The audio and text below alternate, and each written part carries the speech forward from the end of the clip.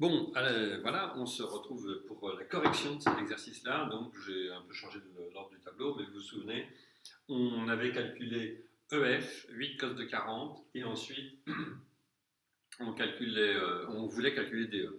Et je vous avais fait la remarque qu'en fait, on pouvait calculer DE de deux façons, soit Pythagore, soit cosinus.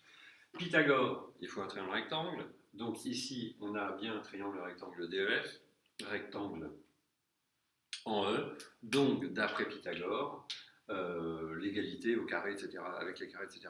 Je vous rappelle que quand vous utilisez Pythagore, vous devez dire tout ça. Je vais l'écrire, c'est un peu long, mais je vais l'écrire quand même. Il faut vraiment que vous preniez l'habitude de le faire, que ce soit au brevet, au bac, n'importe où. Il faut un triangle rectangle pour appliquer Pythagore. Donc, bref, DEF.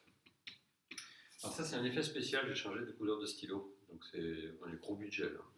Donc, DEF est un TR en. Alors, il est rectangle en quoi? Il est rectangle en E. Vous pouvez mettre des abréviations quand vous écrivez sur votre cahier d'exercice, tout ça, vous mettez toutes les abréviations que vous voulez, mais vous écrivez les choses. C'est pour ne pas oublier de les faire au moment d'un contrôle ou d'un examen. Donc, DEF est un rectangle en E. Donc, d'après le THM de Pitt, on a, pareil, vous n'écrivez pas THM dans un contrôle évidemment, d'après le théorème de Pythagore, on a DF au carré, donc je vous rappelle, l'hypoténuse au carré est égale à DE au carré plus F au carré. Voilà. Si jamais il y en a qui n'avaient pas fait bien cet exercice, vous faites une pause et vous le faites, vous rédigez. Donc, alors, on rappelle encore une fois, on écrit toujours avec les lettres, on commence toujours par les lettres. Et après, on remplace. Donc, DF, ça vaut 8, donc ça veut dire 8 au carré égale DE au carré, je ne le connais pas, c'est ce que je cherche, donc je l'écris, je le laisse comme ça, plus EF carré, c'est là que je vous avais dit tout à l'heure, vous pouvez très bien mettre 8 cos de 40 au carré, ça ne gêne pas du tout. Voilà.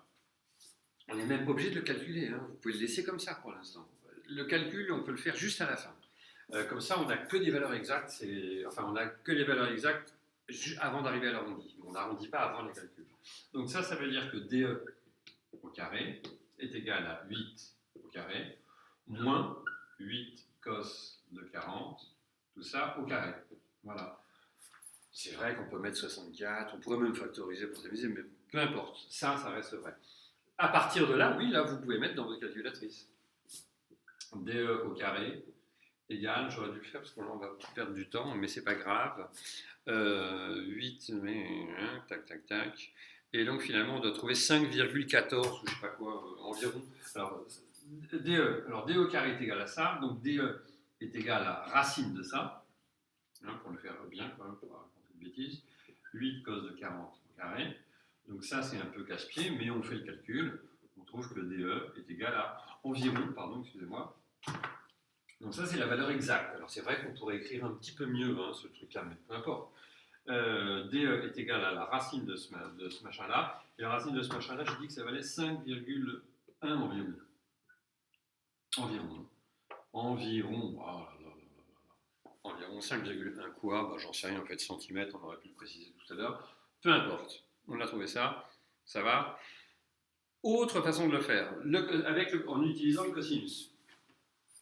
Cosinus, donc on sait ici que le cosinus, alors on n'est pas obligé de justifier l'utilisation du cosinus, ou on pourrait dire dans le triangle rectangle DEF, allez je vais le mettre, cosinus, dans le triangle DEF, rectangle en E, virgule, on a toujours là, oui, on a deux points, cos de D, c'est égal à côté adjacent sur l'hypoténuse. Donc cos de D, c'est égal à DE sur DF. Je vous le dis le plus souvent que je peux, mais pas vous assommer avec ça, vous n'hésitez pas à faire pause et vous faites vous-même. Vous terminez là, par exemple. Ceux qui n'avaient pas commencé ça, qui ne savaient pas, ils prennent ça, ils font une pause tout de suite, ils terminent. Donc, cos de D égale DE sur DF, on remplace cos de 50 est égal à DE. DE, c'est ce qu'on cherche. DE, c'est ce qu'on cherche. J'écris de plus en plus mal, mais c'est pas grave. Sur DF, c'est-à-dire sur 8. Ok. Maintenant, on multiplie par 8 de l'autre côté, comme tout à l'heure d'ailleurs. Ça fait DE est égal à 8 cos de 50. Ok. Je prends ma calculatrice, parce que cette fois-ci je ne l'ai pas oublié, et je tape 8 fois cos de 50. Et au miracle, je trouve que ça vaut environ 5,1. Toujours pareil, centimètres, je n'avais pas mis d'unité, c'est ma faute, mais enfin 8 unités quelconques, on trouve les mêmes unités ici, pour la mesure de DE.